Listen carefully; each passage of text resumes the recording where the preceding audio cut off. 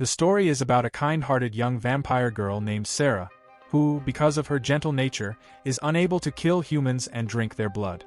Since childhood, Sarah has been highly talented and sharp-minded.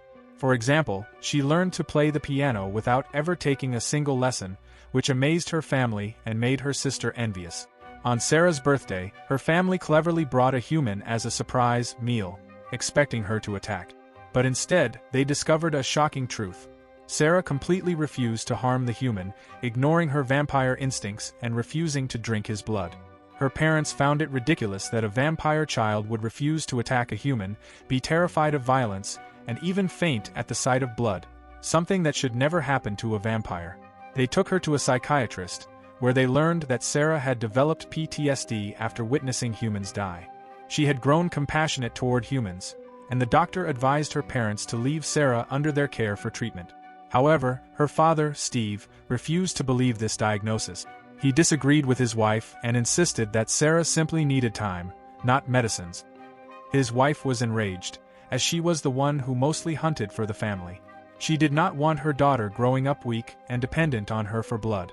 Decades passed. Sarah grew into a teenager in appearance, though she was actually 68 years old. She turned her natural piano talent into a passion and a way to earn money, using it to escape her home life because she still could not hunt humans and longed for a normal life like everyone else. Her mother could not bear the fact that Sarah never hunted for blood and only drank what her mother provided. Sarah often overheard her parents arguing about her, which filled her with guilt. To ease her pain, Sarah would retreat to the streets at night to play the piano. That night, she noticed something unusual: a boy named Felix standing on a rooftop, preparing to jump. Felix had the will to end his miserable life, but he lacked the courage to actually do it. As Felix's colleague calls him back, he reluctantly returns to the nightclub where he worked. Though surrounded by music and lights, Felix feels no joy. His low self-esteem and the constant bullying from his coworker, Arnaud, make every shift a miserable ordeal. Later that night, desperate to end his suffering, Felix heads to a deserted shipping yard, believing it to be the perfect place to take his life without anyone noticing. But as he walks through the maze of containers, he senses something unusual: the feeling of being watched, hunted, as though he were prey. The presence is Sarah. Out on a hunt she never truly wanted, she moves silently through the shadows. Felix, terrified, tries to escape, but in his panic, he collides with a metal container and injures himself badly. The sight of his fresh blood triggers something in Sarah she has never experienced before. Her vampire fangs emerge instinctively. Shocked and horrified by her own reaction, Sarah flees and rushes back home, quenching her thirst with stored blood. But something is terribly wrong. Even after drinking, her fangs remain out, refusing to retract. Her parents burst into her room, angry after discovering human candy in her room, food deadly to vampires. Yet their anger quickly turns to delight when they see her extended fangs, proof that Sarah might finally be embracing her nature. Sarah, however, feels no pride. She is terrified of herself and refuses to leave her room, afraid she might hurt someone innocent. Her parents, unwilling to let her waste her potential, hold a private meeting and reach a harsh decision. Sarah will be sent to live with Naomi, a relative who will force her to hunt humans on her own. Sarah pleads with them to let her live peacefully, but her parents refuse to supply her with blood any longer. They are determined to make her independent, even if it means breaking her spirit. At Naomi's house, Sarah quickly discovers that the refrigerator is locked tight. Naomi has no intention of giving her even a single drop of blood. Days pass uneasily as Sarah wanders the cold, unfamiliar home, her hunger growing with each hour. One evening, Naomi returns with two healthy men in tow. She approaches Sarah and gestures toward them, telling her to choose one as her first kill. But Sarah refuses. She cannot harm an innocent person, especially after secretly feeding on a blood bag her father slipped to her before she left home. Unbothered by Sarah's defiance, Naomi carries out her plan herself. She kills the men mercilessly as their screams echo through the house, and Sarah, horrified, can do nothing to stop it. Late that night, Sarah wakes to a gnawing thirst, only to find the box empty. Naomi has taken her blood bags, determined to force Sarah into hunting humans. While looking for answers, Sarah stumbles across a chilling scene: blood splattered across the walls, dripping from sharp tools scattered around the room. It is a gruesome reminder of how cruel vampires can be when they view humans as nothing more than cattle. Meanwhile, Felix's own life continues to spiral downward. He is tormented not only at work by his colleague Arnaud but also in school. Arnaud and his friends bully him, make fun of him. His classmates see Felix as weak, awkward, and hopeless, an easy target for constant bullying. During a game of badminton, chaos erupted when a bat suddenly flew into the hall. Everyone panicked, but when it darted toward Felix, he instinctively struck it with his racket. Seeing the injured creature struggling, fear and adrenaline overwhelmed him, and he struck again, determined to end its pain. The incident shocked the students, and they reported Felix to the principal. She was furious, accusing him of cruelty and calling his actions inhuman, even warning that someone willing to harm a helpless bat might also harm his classmate. Felix's mother, however, defended her son. She knew his gentle nature and understood that he acted to protect others, not out of malice. Meanwhile, Naomi decided it was time to toughen Sarah up. She took her out hunting and pointed out a drunk, ill-mannered man, reasoning that Sarah might show less compassion toward someone so unpleasant. Naomi approached the man, pretending to flirt, and offered to spend the night with him. Easily swayed, he led them to his house, unaware he was walking into a trap. When they arrived, Naomi ordered Sarah to take the lead, to bite the man once he was fully intoxicated. But Sarah refused outright, staying in the car, her resolve firm.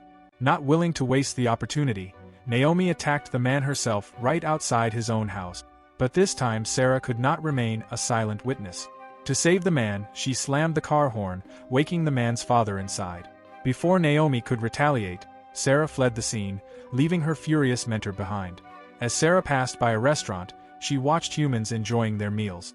Hunger gnawed at her, but more than that, a dark thought lingered. She no longer wanted to live. She wondered what it would be like to taste human food, knowing it could kill her kind. Before she could take a bite, a flickering poster caught her eye. It urged people with suicidal thoughts to seek help and listed the address of a suicide prevention club. On impulse, Sarah followed the directions and arrived at the small meeting space. To her surprise, Felix was there as well. He recognized her instantly, and their eyes met with a trace of familiarity. As the meeting began, the members shared their stories, speaking openly about why they once wanted to end their lives. When it was Sarah's turn, they gently asked her reasons for wanting to die. Sarah told them how she was being forced to do terrible things she refused to accept, and how her refusal came with a price. If it meant dying to stay true to herself, she was willing to pay it. The group members urged her to look for another way, insisting suicide was never the answer. But Felix spoke differently. With quiet resolve, he said he was ready to give up his own life if it could save someone else, hinting to Sarah that he was willing to help her in whatever way she needed. When the meeting ended, Sarah waited for Felix outside the club. She wanted to confirm if he truly meant what he said inside, that he was willing to give up his life to help someone. Felix simply nodded. Without another word, Sarah led him to Naomi's house, where she introduced him to Naomi and her vampire boyfriend, Roy. Naomi was stunned but pleased. At last, Sarah had brought a human home, a sign, she believed, that Sarah was finally ready to embrace her nature as a bloodthirsty vampire. In Sarah's room, Felix noticed a familiar piano, the same one he had once seen her playing on the street. Curious, he asked her age, and was astonished to learn that she was 68 years old and had been playing piano for 43 years. To ease their growing anxiety over what was about to happen, they sat together and played music. Felix, nervous but determined, tilted his head to expose his neck, making it easier for Sarah to drink his blood. But when the moment came, Sarah froze. She had never done this before, and in fear, she bolted from the room. Outside, Naomi intercepted her. Furious, she threatened to drain Felix herself if Sarah continued to hesitate. Torn between her nature and her heart, Sarah went back inside. She wanted to honor Felix's wish properly, to make his sacrifice feel like a respectful farewell rather than an act of cruelty. Felix, sensing her turmoil, tried to ease her guilt.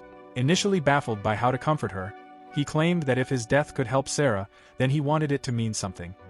He wished to take revenge from his bullies. At first, Felix and Sarah went to confront his main tormentor, Arnaud, at the nightclub, but they learned he had skipped work to attend a party at a friend's house. Running out of time to fulfill Felix's last wishes, they turned their attention to others who had made his life miserable. Felix sought revenge on the cruel classmate who constantly belittled him, the harsh PE teacher who punished him without mercy, and finally the school principal who had expelled him over the incident with the bat. As Sarah watched Felix carry out his bitter vendettas, she realized something heartbreaking. Felix had never once felt true happiness. His entire life had been filled with rejection, humiliation, and despair, and all he really wanted was for it to end. Before going after Arnaud, Felix took Sarah to his home. There, he quietly wrote a letter to his mother, the person he loved most. Just as he finished, his mother unexpectedly arrived early and met both Felix and the mysterious girl at his side. Felix tried to smile, but inside he knew this was his final goodbye. He hugged her tightly, holding back tears, knowing he might never see her again. Afterward, Felix and Sarah headed to the house where Arnaud was partying. The moment Arnaud spotted Felix, he sneered and mocked him in front of everyone, just to make his friends laugh. But before anyone could react, Felix sank his teeth into Arnaud's hand, mimicking a vampire's bite. With chaos erupting around them, Felix fled with Sarah into the night. But Sarah, weakened by hunger and stress, collapsed on the road before they could get far. To revive Sarah after she collapses, Felix offers her his own blood. Though it gives her a brief surge of strength, she refuses to drink anymore, even when he insists. At that moment, Arnaud and his friends spot them sitting by the roadside. Eager for revenge, they surround Felix. He stands his ground, but Arnaud shows no mercy. He beats Felix brutally while Sarah, still weak, pleads with them to stop. When her cries go unheard, something inside Sarah snaps. Her anger surges, and with sudden supernatural strength, she hurls one of the boys aside, sending the rest scattering in terror. Only Arnaud remains, frozen in shock. But Sarah does not stop there. Overcome by rage and hunger, she attacks Arnaud and sinks her fangs into him, drinking his blood right in front of Felix. When she regains her senses, shame floods her. Embarrassed and horrified by her own loss of control, she orders Felix to leave at once before anyone else arrives. After the attack, Sarah calls her sister Naomi for help disposing of Arnaud's body. Naomi reluctantly agrees, but her cooperation quickly turns to anger. She's furious that Sarah brought Felix to their house, exposed their secret, and still refused to kill him. Now Naomi decides Felix must die. If Sarah won't do it, she will. Enraged and protective, Sarah flees to find Felix before Naomi can reach him. She warns him of the danger, knowing her sister will stop at nothing. Together, they escape to a hotel to hide from Naomi's wrath. But Felix feels cornered. He can't go back to school after what he did to Arnaud and the principal, and now a deadly vampire is hunting him. With no other way out, he turns to Sarah with a desperate plea. He asks her to turn him into a vampire, just like her. Felix believes that becoming a vampire will solve all his problems at once. No more bullying, no more fear, no need to end his life at all. But Sarah warns him sternly. He'll never live like a normal human again. No walking in the sunlight. No tasting real food. No more ordinary joys. Still, Felix accepts the cost without hesitation. As they steel themselves for what's about to happen, Sarah focuses on her instinct to protect Felix, trying to draw out her fangs. Suddenly, her hunger overwhelms her. She lunges forward and bites his neck, drinking deeply and uncontrollably. When she finally pulls away, Felix goes limp. He isn't moving. Horror floods through her. Did she just kill the only human who ever treated her with kindness? Shaking, she notices a crumpled paper on the bed. His carefully written escape plans, evidence of his desperate hope. Guilt crushes her. Then, against all odds, Felix stirs. His breathing is shallow and ragged, but he's alive, barely. Panicked, Sarah calls her vampire relatives, begging her father to save him.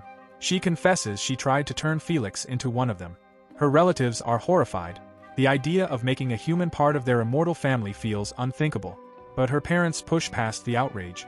Urgently, they convince the others to help. Felix is given human blood to stabilize him as the transformation begins, while Sarah stays by his side, terrified of losing him and of what he might become. As Sarah sits outside with a letter addressed to Felix's mother, Naomi appears. Surprisingly, she isn't furious about what Sarah did, but she does tell her sister it's time to leave her house. Sarah agrees silently, realizing their bond is beginning to fracture. Meanwhile, Felix's mother works late into the night at the hospital. When Sarah finally meets her, she arrives with Felix, now a vampire. She gives them permission to visit an elderly woman at the hospital who is near the end of her life and wishes only for peace. For the first time, Sarah and Felix feed without violence. They take only what is freely given, honoring the woman's consent. This moment marks the beginning of a new way for them to survive, drinking blood without harming anyone. Well, this is the end of this human-turned-vampire love story.